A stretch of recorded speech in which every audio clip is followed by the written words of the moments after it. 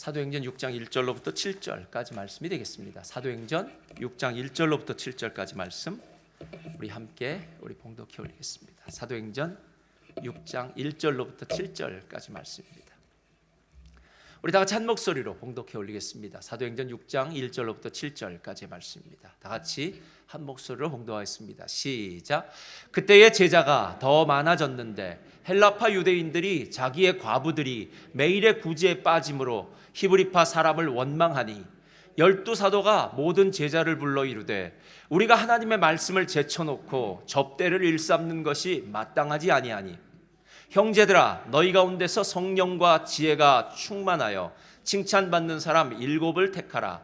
우리가 이 일을 그들에게 맡기고 우리는 오로지 기도하는 일과 말씀 사역에 힘쓰리라 하니 온 무리가 이 말을 기뻐하여 믿음과 성령이 충만한 사람 스테반과 또 빌립과 브로고로와 니가노르와 디몬과 바메나와 유대교에 입교했던 안디옥 사람 니골라를 택하여 사도들 앞에 세우니 사도들이 기도하고 그들에게 안수하니라.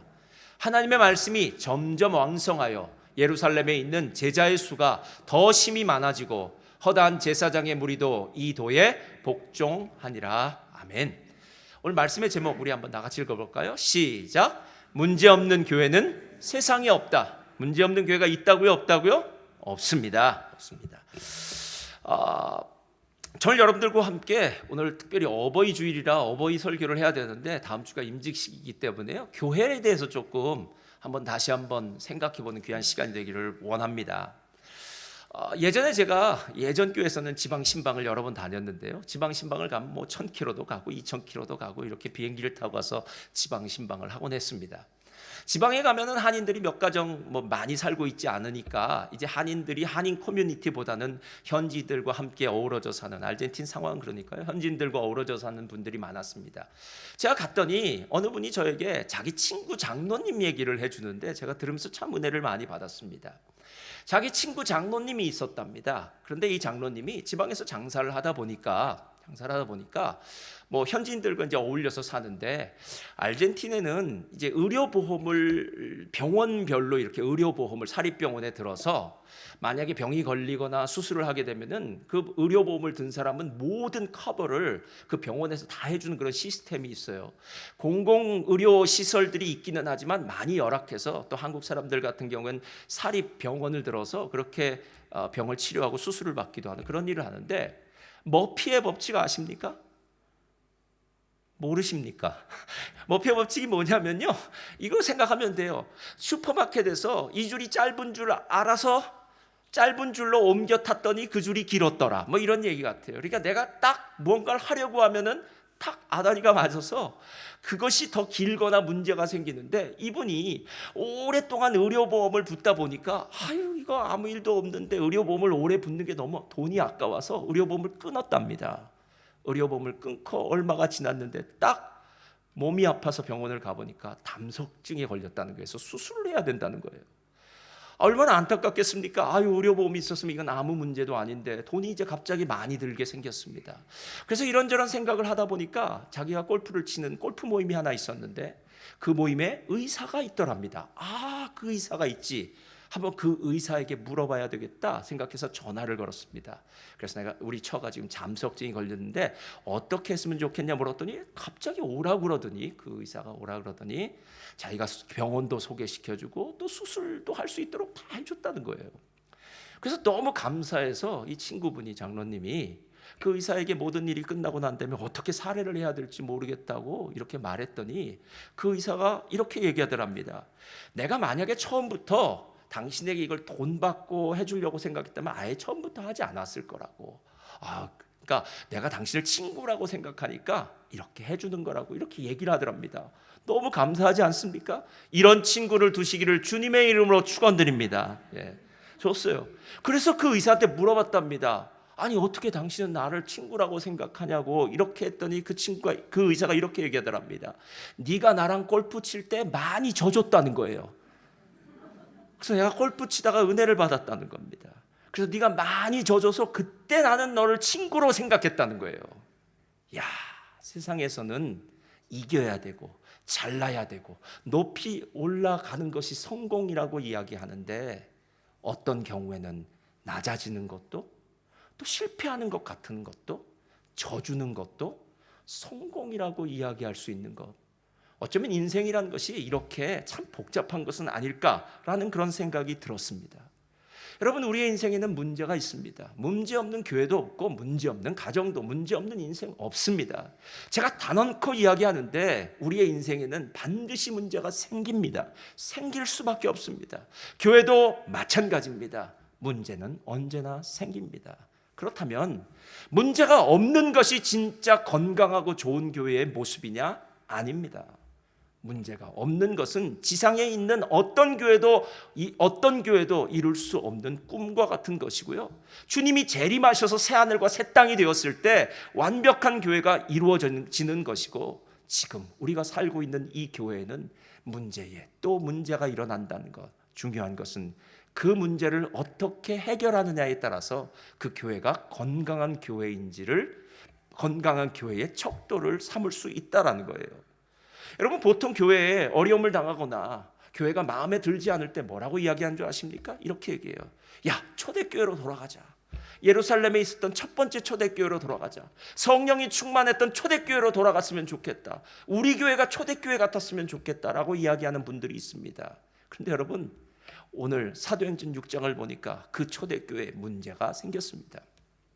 당시 유대 사회는 로마 제국이 오랫동안 정복하고 있었던 식민 사회였습니다. 게다가 로마 이전에 헬라에 의해서, 그리스에 의해서 식민지 생활, 바벨론에 의해서 식민지 생활을 오래 했기 때문에 유대인들은 예루살렘과 그 팔레스타인 지역에만 살았던 것이 아니라 이주를 해서 바벨론 지역에도 살고, 저기 그리스 지역에도 살고, 터키 지역에도 살고, 로마에도 살고, 여러 군데 살았습니다. 그렇게 흩어져 있는 사람들이 자기는 유대인임에도 불구하고 모국어를, 그리스 말이죠, 헬라어로 쓰는 사람, 제1 언어가 헬라 말로 쓰는 사람들이 있었어요. 그 사람을 헬라파 유대인이라고 불렀고요. 팔레스타인 지역에 살면서 계속 그 땅에 살면서 아람어를 제1 외국어, 제1 언어죠, 모국어로 생각하면서 살았던 사람을 히브리파 유대인이다라고 이렇게 얘기했습니다. 그러니까 예루살렘에는 그리스 말을 쓰는 헬라파, 그리고 아람어를 쓰는 히브리파 유대인들이 함께 섞여 살았다라는 거예요. 여러분, 우리가 이민사회에 살다 보니까 언어가 얼마나 중요한지 아시겠죠? 이제 우리 교회도 서서히 중등, 중고등부와 이제 청년부도 영어를 많이 사용해서 영어 찬양을 부르고, 또 영어가 훨씬 편해지는 세대가 점점 일어나고 있습니다. 언어라는 것은 그렇게 단순한 문제가 아닙니다. 언어 속에는 그 사람의 문화, 정신, 사상, 모든 것이 담겨 있기 때문에 자기의 모국어를 헬라어로 쓰는지 아니면 아람어를 쓰고 있는지에 따라서 생각도 많이 틀릴 수 있는데, 교회에 별 문제가 없을 때는 이 사람들이 그냥 잘 교제하고 살다가 갑자기 어떤 문제가 툭 하고 터져 나오면 초록은 동색이라고요. 헬라파 사람들은 헬라파 사람끼리, 그리고 히브리파 사람들은 히브리파 사람들끼리 모이더라는 거예요. 그런데 아무래도 히브리파 사람들이 팔레스타인 지역에서 계속 살던 사람이니까 아무래도 이주해온, 멀리서 이주해온 헬라파 사람들보다는 기득권자일 테니까요. 무언가 교회에서 무슨 일을 할 때 아무래도 기득권 세력이었으니까요, 훨씬 더 무언가를 더 많이 받았을 그런 경우도 있지 않았나 하는 생각이 듭니다. 그런데 어느 날 이상한 소리가 들려오기 시작합니다. 그 당시에는 그렇게 생계가 어려운 과부들을 매일매일 음식을 이렇게 전달해 주는 것이 있었는데, 카톡으로 이런 메시지가 들어온 거예요. 헬라파 과부 아무개 집에 오늘 음식이 안 왔대. 그랬더니 또 다른 헬라파 과부가 얘기합니다. 우리 집에도 안 왔는데, 어제도 안 왔는데, 5일 전에도 안 왔는데, 이런 소식이 들려지다 보니까요, 헬라파 사람들이 마음속에 왠지 불만이 생기기 시작합니다. 성경은 오늘 이것을 일컬어요, 히브리파 사람들을 원망했다라고 이야기합니다. 여러분, 교회의 가장 큰 문제가 무엇인 줄 아십니까? 교회는 그냥 문제가 생기는 게 문제가 아니라요, 문제가 생겼을 때 당이 져지는 거예요. 그러니까 나 혼자 그 문제가 생겼을 때 내 생각에는 이게 잘못됐어, 내 생각이 이게 아닌 것 같아라는 것에서 멈춰지면 별 문제가 아닌데, 그 생각이 들었을 때 사람들을 자꾸 모으기 시작하는 겁니다. 네 편이 나눠지는 거죠. 헬라파 사람들, 히브리파 사람들. 그래서 교회가 지금 큰 어려움에 봉착하게 되었다라는 것이 오늘 사도행전 6장의 이야기입니다. 제가 처음에 이야기했습니다. 세상에 문제없는 교회는 없습니다. 여러분이 만약에 문제없는 교회를 이 지상에서 찾는다면 여러분 결코 만나지 못할 것입니다. 어느 교회도 문제는 있습니다. 그러나 오늘 가장 중요한 포인트가 하나 있다면 이 문제가 있었던 초대교회는 누가 있었느냐 하면 12명의 사도가 있었다는 거예요. 그리고 12명의 사도는 성령으로 충만했던 사람입니다. 그러니까 겉으로 드러난 문제를 본 것이 아니라 그 문제의 내면 속에 숨겨진 진짜 근본적인 문제를 보았고요. 마치 빙산이 위로 나온 것은 빙산의 일각 아닙니까? 물속에 숨겨져 있는 그 90%의 진짜 물에 잠겨진 빙산을 보듯이 그들은 영적으로 이 문제를 보고 이 문제를 해결하더라는 거예요. 그러면서 오늘 성경이 이렇게 이야기합니다. 12사도가 모든 제자를 불러 이르되 우리가 하나님의 말씀을 제쳐놓고 젖대를 일삼는 것이 마땅하지 아니하니 형제들아 너희 가운데서 성령과 지혜가 충만하여 칭찬받는 사람 7을 택하라. 우리가 이 일을 그들에게 맡기고 우리는 오로지 기도하는 일과 말씀 사역에 힘쓰리라. 오늘 사도들은 이 문제를 영적으로 분석하고요, 영적으로 해석하고요, 또 영적으로 해결하려고 했는데 첫 번째 뭐라고 이야기하면 이렇게 얘기합니다. 우리가 하나님의 말씀을 제쳐놓고 접대를 일삼는 것이 잘못한 일이다라고 얘기해요. 그럼 이게 무슨 뜻인지 아십니까? 시골교회 가면은요 한 20명, 30명, 40명 정도의 성도가 있어요. 그때는 부교육자가 필요 없습니다. 그냥 담임 목사님이 혼자 하면 돼요. 그래봤자 한 10가정, 10가정, 15가정, 제가 보니까 한 3, 40가정 정도는 다 누구네 집에 밥그릇이 몇 개고 어제 저녁에 뭐 먹었는지 그 집에 요즘 무슨 문제가 있는지 정도는 다 알아요, 여러분. 그러니까 초대교회가 오늘 처음엔 분명히 12명의 사도들이 공개를 접대를 해도 충분히 시간이 남아서 말씀을 잘 준비하고 가르칠 수 있었는데 오늘 6장 1절을 보니까 이렇게 시작해요. 그때의 제자의 숫자가 더 많아졌더니 이렇게 얘기해요. 그러니까 교회가 부흥했다는 거예요. 시대가 달라졌다는 거예요. 목사님 옛날에는 이랬습니다. 여러분 옛날 얘기해도 소용없습니다. 옛날엔 카톡이 있기를 했습니까? 인터넷이 있기를 했습니까?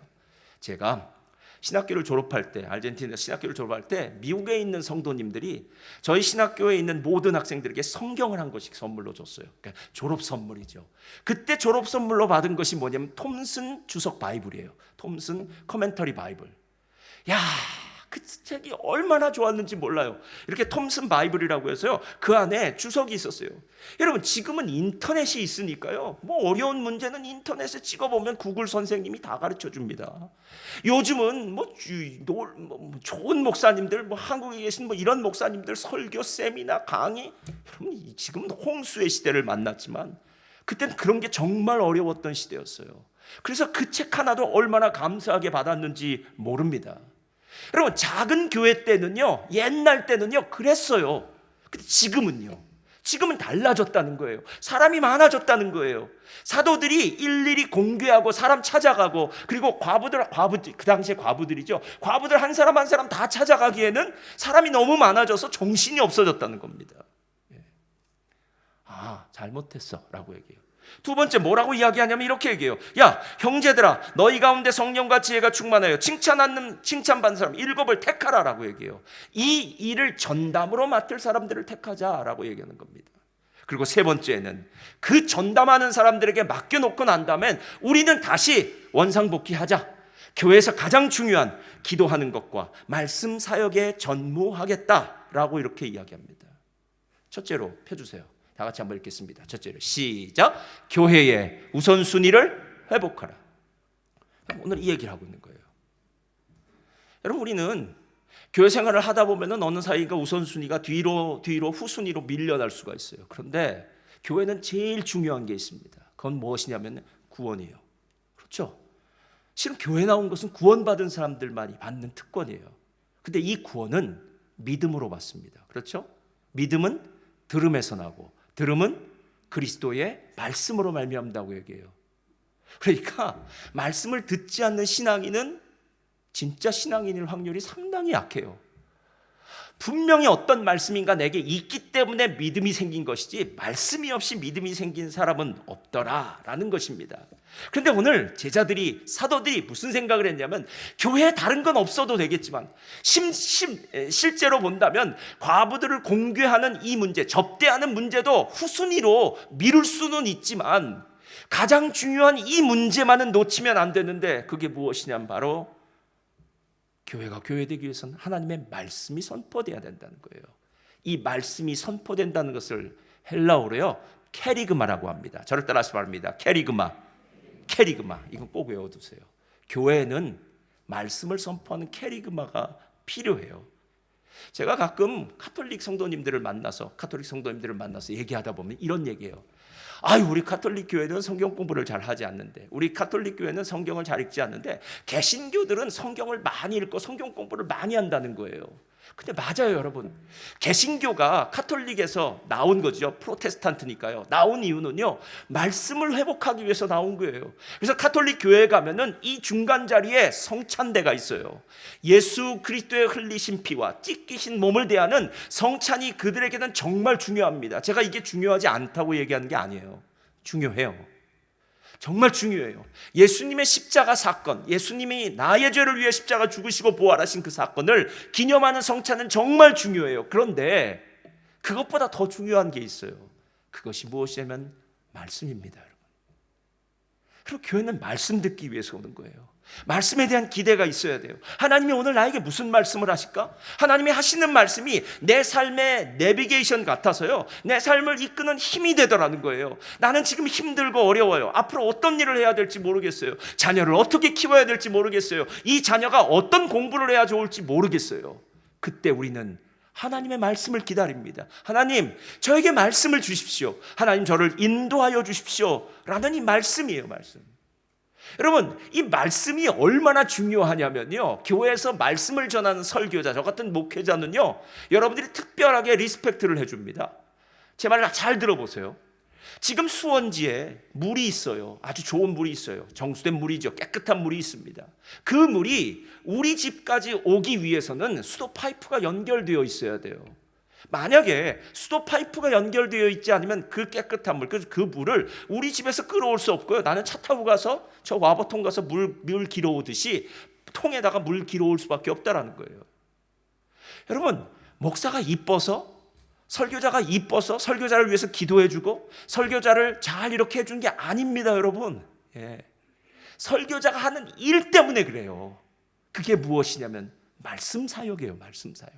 그래서 힘을 주는 거예요. 기도해 주는 거예요. 다른 사람은 몰라도 설교자를 위해서, 목사님을 위해서는요, 성령의 두루마기를 입혀 주시옵소서. 오늘도 말씀의 검이 날카롭게 우리들에게 들려지게 하셔서 그 말씀으로 내 인생이 변화되게 하여 주옵소서. 할렐루야. 이런 기도예요, 여러분. 이런 기도예요. 제가 어느 날 토요일인가요? 성도님들이 이제 일하고 계신 경우가 있었어요. 그날인가는. 기억이 나요. 그래서 제가 옆에 가서 이런 일들 저런 일들을 도우려고 하니까 한 집사님 저에게 이렇게 얘기하더라고요. 목사님은 이런 일 신경 쓰지 마시고 가서 설교 준비나 하세요. 이러더라고요. 할렐루야. 가서 설교 준비나 하세요. 그러더라고요. 그분은 알고 있죠. 목사님, 이런 일들 해주시면 감사합니다. 아니, 이런 일들 해야죠, 당연히. 그러나 목사님의 본분이 무엇인지를 잊어버리고 난 다음에 이 일하는 거 우린 싫습니다.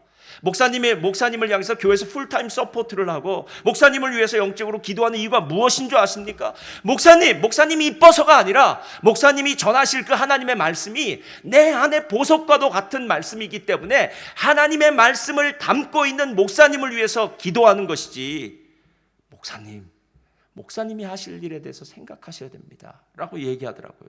맞습니다. 캐리그마요.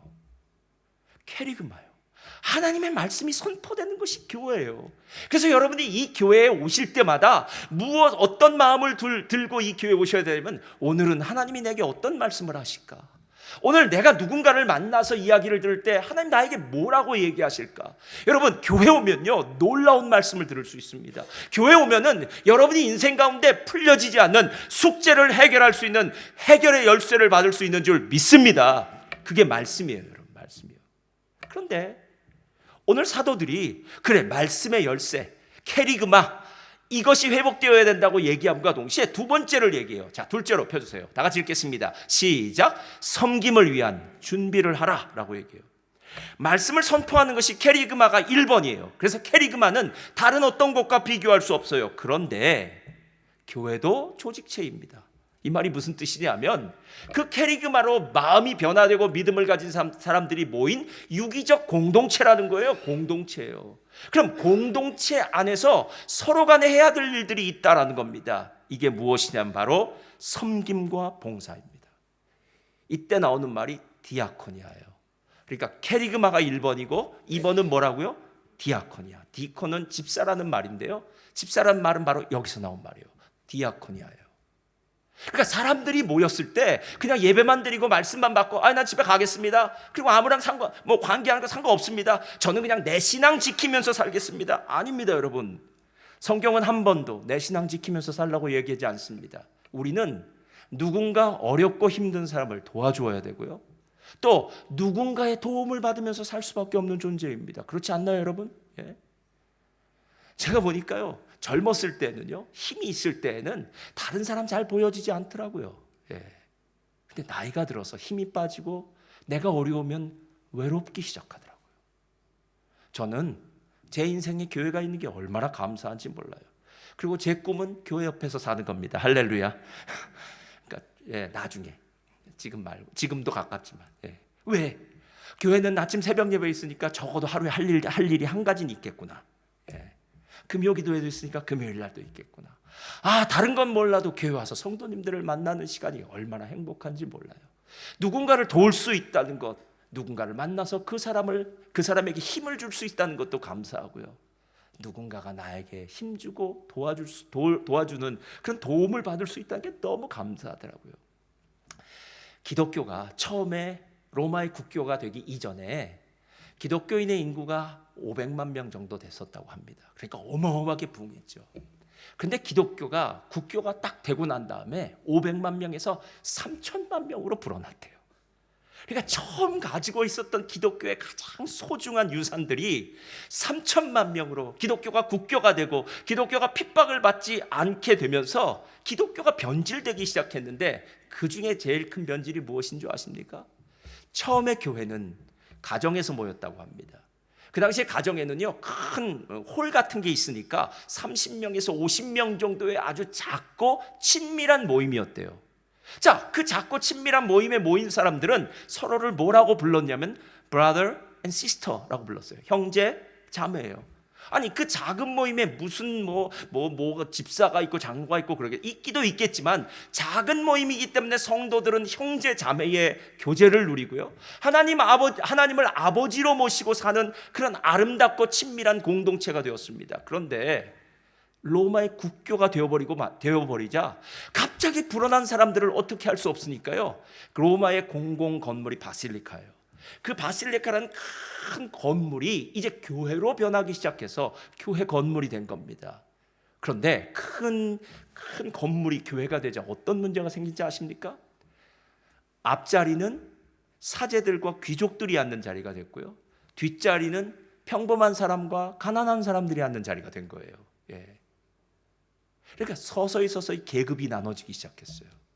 게다가 사제들은 일하는 사람, 평신도들은 그냥 가만히 앉아 있는 사람, 이런 구분이 되어지기 시작했다는 겁니다.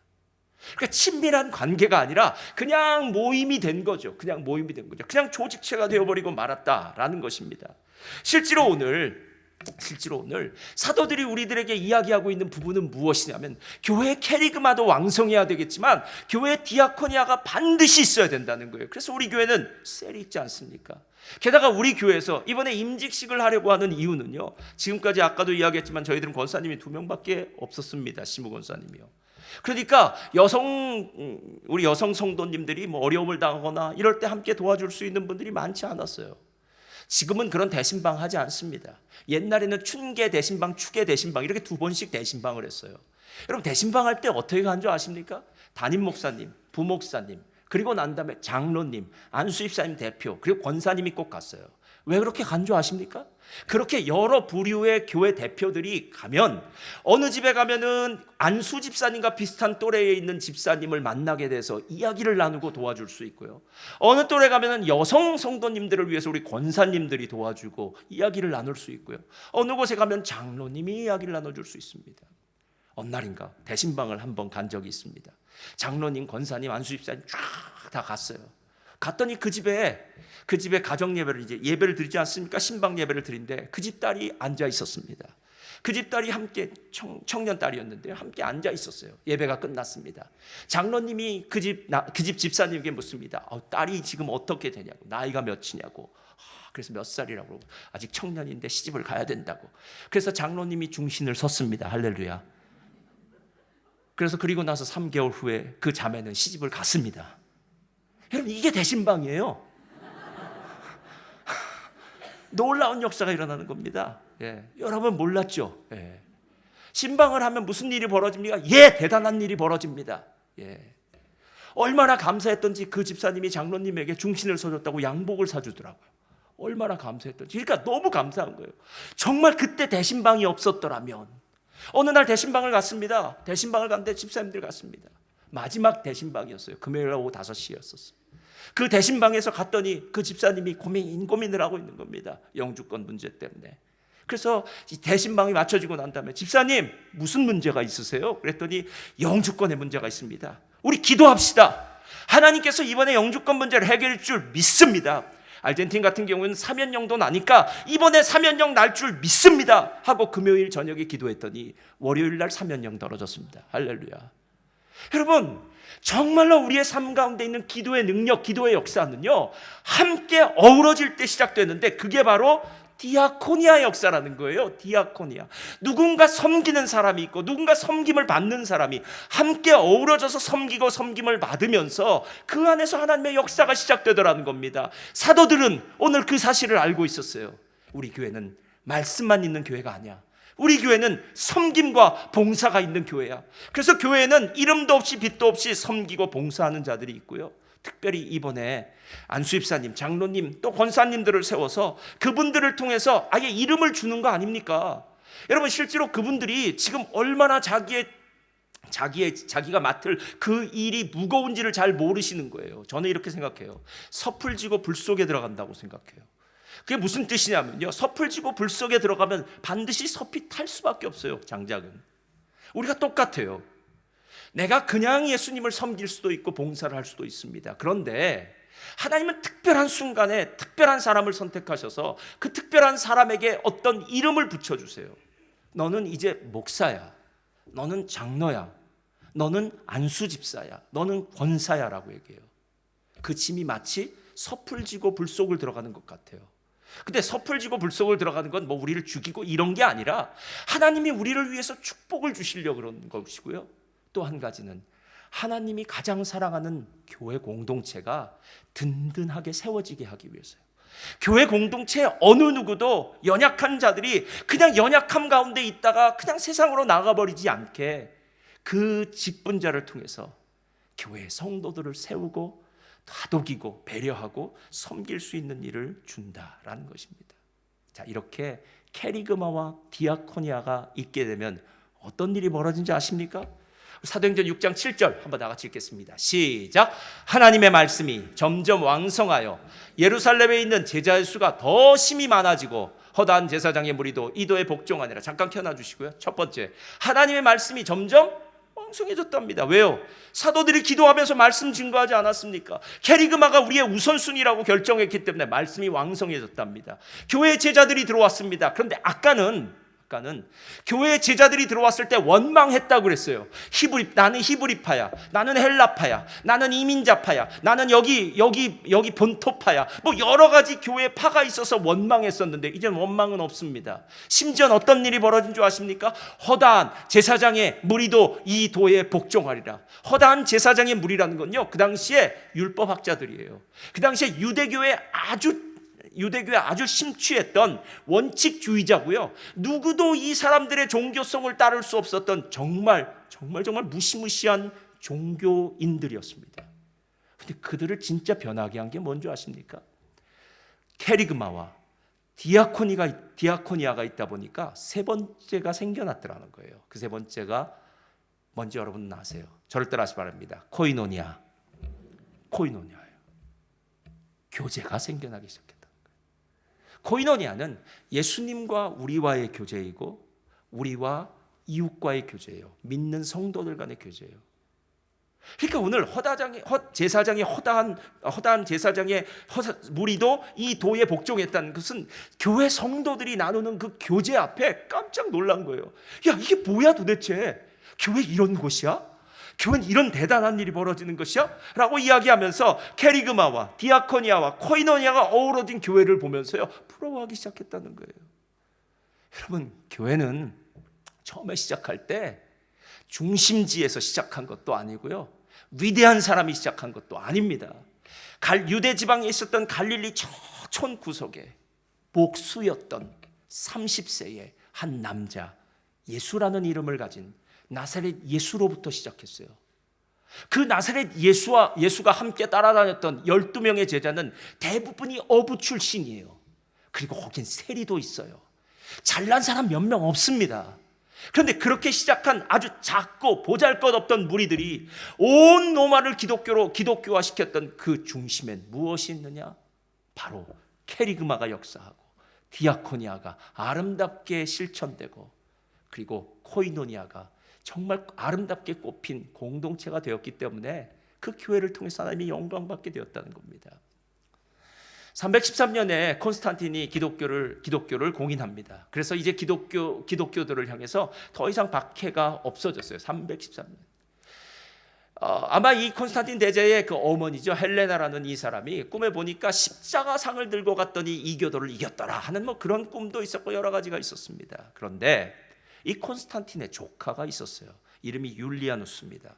율리아누스 황제가 돼요. 근데 콘스탄틴 대제가 얼마나 그 기독교식 비슷하긴 했지만 마음은 안 좋았는지 자기 친척들을 다 죽였답니다. 왕위에 거슬리는 사람 다 죽였어요. 그때 겨우 율리아누스만 목숨을 건졌대요. 그리고 난 다음에 콘스탄틴의 아들이 후사가 없이 죽자 이 율리아누스라는 이 사람이 361년에 로마의 황제에 즉위해요. 이 사람은 개인적으로 기독교에 대해서 아주 반감을 갖고 있었습니다. 왜냐하면 기독교 가정에서 자랐지만 기독교인들이 자기 가정을 다 몰살시켰다고 생각했기 때문에 아주 기독교에 대해서는 아주 학을 띈 사람이에요. 그는 어떻게 사람이 신이 되냐고 물었기도 하고요, 예수라는 이름을 입에서 내기도 싫어서 갈릴리 사람이라고 입에 댈 정도로 아주 예수와 기독교를 폄하한 사람이에요. 그런데 이 사람이 조금 똑똑한 사람이라서요, 어떻게 기독교를 핍박하냐면 그 이전 시대에는 기독교인들을 물리적인 힘으로 핍박을 해요. 그래서 고통을 가하기도 하고 원형 경기장에 집어넣어서 맹수들에게 먹이기도 하고 십자가에 죽이기도 하는데 이런 거 하나도 안 해요. 기독교인들에게요, 너희들 종교를 자유롭게 지켜라, 자유롭게 예수 믿고 싶으면 믿어라 라고 하면서 로마에 있었던 전통 종교들에게 모든 펀드를 다 갖다 집어넣어 주는 거예요. 그래서 로마에 있는 로마의 종교가 얼마나 대단한 것인지를 자꾸 사람들에게 전파하기 시작해요. 우리 종교가 기독교보다 나아. 로마의 신들을 믿고 섬기는 것이 기독교보다 나아. 그러면서 자꾸 로마의 신전에 있었던 전통 종교들을 활성화시키고 전통 종교의 사제들을 정말 펀드도 넣어주고 막 이렇게 시작한 거예요. 근데 이 율리아누스가요, 아무리 봐도 다른 건 모르겠는데 이 기독교가 가지고 있는 이 모습은 우리가 좀 배워야 되겠다라고 생각이 들더랍니다. 그래서 전통 종교의 대사제였던 갈라디아의 아르사키우스라는 대사제에게 이렇게 편지를 썼대요. 그리스도인들은 섬김과 거룩한 생활 면에서 확실히 장점이 있다. 그러니까 이 사람은 지금 기독교인 반대편에 서서 얘기하는 거죠. 섬김과 거룩한 생활은 기독교인이 잘한다라는 거예요. 그러면 왜 우리 전통 종교를 믿는 우리는 지금 우리가 하고 있는 이렇게 신전의 제사나 이거로 충분하다고 생각하는가? 기독교인들처럼 낯선 사람들에게 자비를 베풀고 죽은 자들의 묘지를 돌보고 거룩한 생활을 살았던 것이 기독교가 부흥하게 만들었던 이유였다는 것을 너희들은 모르느냐라고 이렇게 얘기한다는 거예요. 그러니까 너희들도 다른 건 모르겠는데 그건 기독교를 좀 본받아서 기독교식대로 기독교인들처럼 살 때 우리 전통 종교가 부흥할 수 있겠다라고 이렇게 이야기했다라는 겁니다. 여러분, 기독교의 진짜 힘이 뭐라고 생각하십니까? 교회가 커서요? 교회가 뭐 아름답고 뭐 거의 무슨 뭐 기적의 성전이라고 불리는 성전들은 다 아름답더라고요. 가면 교회 건물이 정말 아름답고 커서요? 아니 교회 성도가 많아서요? 아니 뭐 나 이렇게 얘기할 수도 있습니다. 아니 우리 교회는 얼마나 유력한 사람들이 많은지 압니까? 여기 기업의 CEO도 있고요, 국회의원도 있고요, 정치가도 있고요, 여기 뭐 박사도 있고요, 뭐 이렇게 얘기합니까? 여러분, 이게 바로 교회의 힘입니까? 아닙니다, 여러분. 교회는 한 번도 그런 식으로 교회의 정체성을 정립한 적이 없습니다. 교회의 힘은 보여지는 힘이 아니에요. 교회의 힘은 그 교회 안에 있는 겁니다.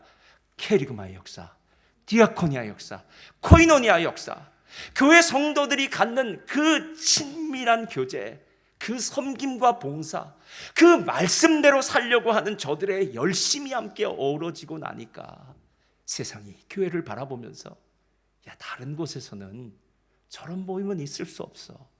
교회가 진짜 좋은 곳이구나. 기독교인들이 갖는 저 공동체성이 정말 좋은 것이구나 라는 것을 보여주었다라는 것입니다. 저는 사도행전 6장을 보면서 이런 생각이 들었습니다. 지금으로부터 2000년 전 얘기잖아요. 근데 어떻게 2000년 전 얘기랑 지금 얘기랑 똑같습니까? 2000년 전에도 교회가 이런 문제 때문에 어려움을 당했었는데요. 2000년이 지난 지금도 교회는 똑같은 문제 때문에 어려움을 당하더라고요. 그런데 2000년 전과 지금의 차이점이 뭔지 아십니까?